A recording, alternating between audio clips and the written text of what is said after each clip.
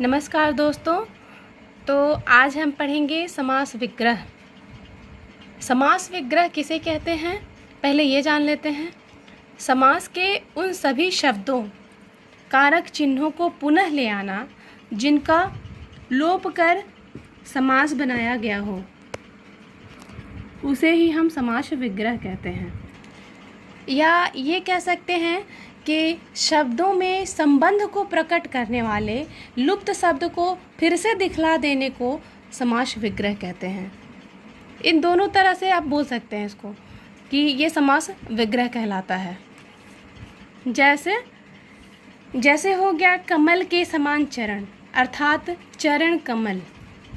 समास विग्रह में कई बातों का ध्यान रखना जरूरी होता है।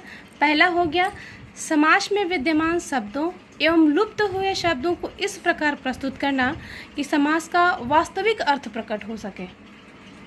और दूसरा हो गया समास विग्रह में यथासंभव समास के मूल शब्दों का ही प्रयोग करना चाहिए, उनके समानार्थक शब्दों का नहीं। जैसे चरण कमल का विग्रह कमल के समान पैर या पंकज के समान चरण नहीं किया जाना चाहिए।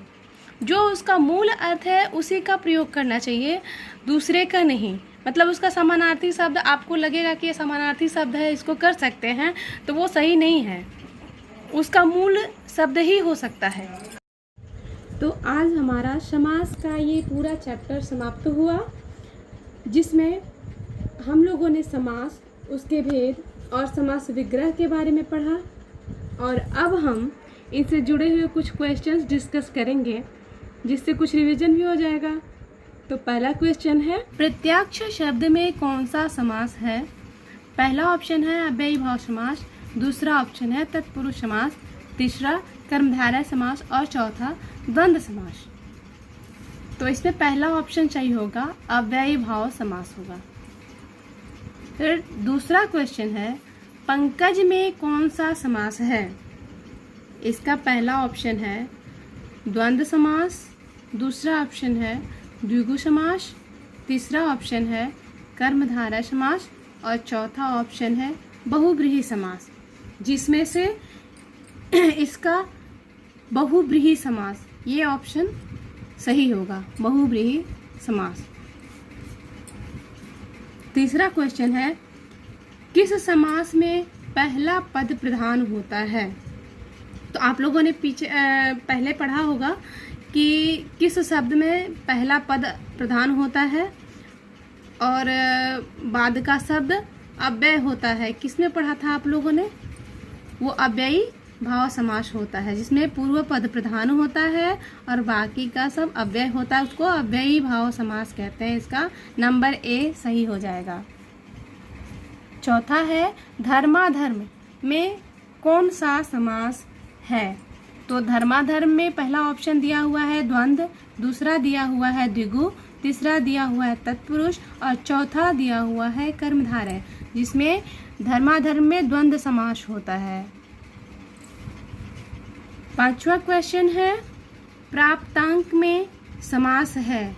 इसमें पहला ऑप्शन है अव्ययी भाव, दूसरा है द्विगु, तीसरा है द्वंद्व और चौथा है तत्पुरुष। तो इसमें आपका चौथा ऑप्शन यानी तत्पुरुष समास सही होगा। छठा क्वेश्चन है, त्रिफला में समास बताइए। इसमें पहला ऑप्शन है द्वंद्व, दूसरा ऑप्शन है द्विगु, तीसरा ऑप्शन है तत्पुरुष और चौथा ऑप्शन है कर्मधारय। तो इसका हो जाएगा त्रिफला, 3 यानी अंकीय यहाँ पे संख्यावाचक है शुरुआत, तो इसका हो जाएगा द्विगु समास। सातवां क्वेश्चन है, निर्धन शब्द में कौन सा समास है? इसका पहला ऑप्शन है कर्मधारय, दूसरा ऑप्शन है बहुव्रीहि, तीसरा है तत्पुरुष और चौथा है द्वंद्व। तो इसका हो जाएगा दूसरा बहुव्रीहि समास। अब चलिए आठवें क्वेश्चन पे। आठवां क्वेश्चन है, महात्मा में समास बताइए। इसका ऑप्शन ए है अव्ययी भाव, बी है कर्मधारय, सी है द्वंद्व और डी है द्विगु। तो इसका हो जाएगा बी, कर्मधारय समास। अब 9वें क्वेश्चन की ओर। इनमें से किस शब्द में कर्मधारय समास नहीं है? ये क्वेश्चन नहीं है पूछ रहा है, किसमें कर्मधारय समास नहीं है? भारतवासी, बी परमेश्वर, सी महाजन, डी पीताम्बर। तो इसका हो जाएगा ए, भारतवासी। ये कर्मधारय समास नहीं है। 10वां क्वेश्चन। इस समास में पहला पद संख्यावाचक होता है। तो कौन से समास में पहला पद संख्यावाचक होता है आपको पता ही होगा। नंबर ए अव्ययी भाव समास, नंबर बी द्विगु समास, नंबर सी द्वंद्व और डी हो गया कर्मधारय समास। तो इसमें से कौन सा है संख्यावाची? ये होता है द्विगु समास। 11वां क्वेश्चन है, सूर्योदय में समास बताइए। तो ए है द्विगु समास, बी है द्वंद्व समास, सी है अव्ययी भाव समास और डी है तत्पुरुष समास। तो इसमें से कौन सा ऑप्शन सही होगा? इसमें डी तत्पुरुष समास आपका सही हो जाएगा। 12वां क्वेश्चन है, युधिष्ठिर में समास बताइए। युधिष्ठिर में समास बताइए। तो इसका ऑप्शन ए है द्वंद्व समास, बी है बहुव्रीहि समास, सी है द्विगु समास और डी है तत्पुरुष समास। तो युधिष्ठिर में बी यानी बहुव्रीहि समास सही होगा आपका। नंबर 13, इनमें से किस शब्द में द्वंद्व समास नहीं है? ये क्वेश्चन भी नहीं है वाला है। इनमें से किसमें द्वंद्व समास नहीं है पूछ रहा है। न्यूनाधिक, नंबर ए है न्यूनाधिक, नंबर बी है राजा रंक, नंबर सी है गंगा यमुना और नंबर डी है बंधन मुक्त।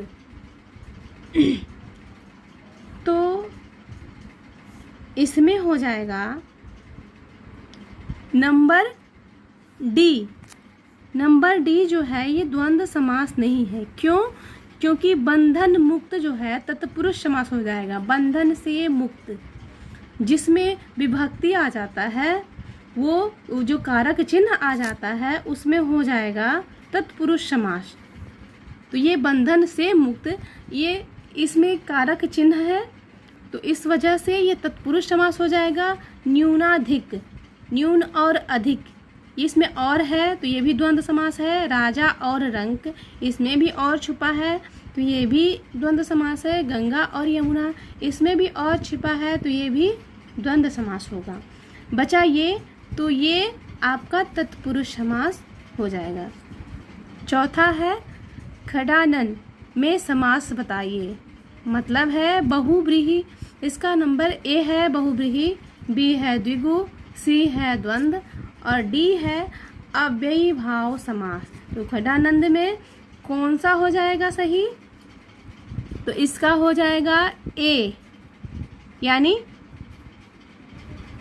बहुव्रीहि समास। वो इसलिए कि 6 मुख वाले को बहुव्रीहि समास के अंतर्गत रखा जाता है। 6 मुख वाले अर्थात Kartikeya.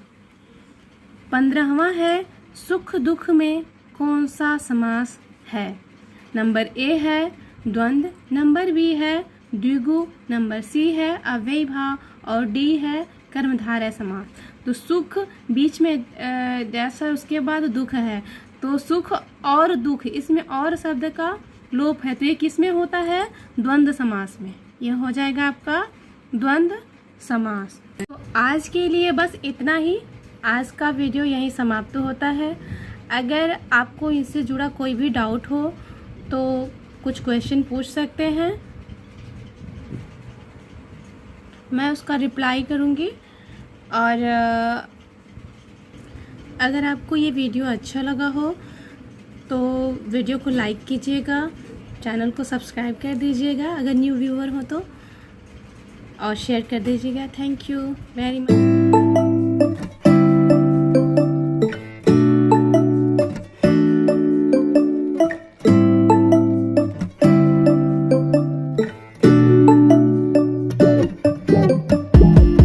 When I wake up, I feel cozy, yeah. Can you hold up?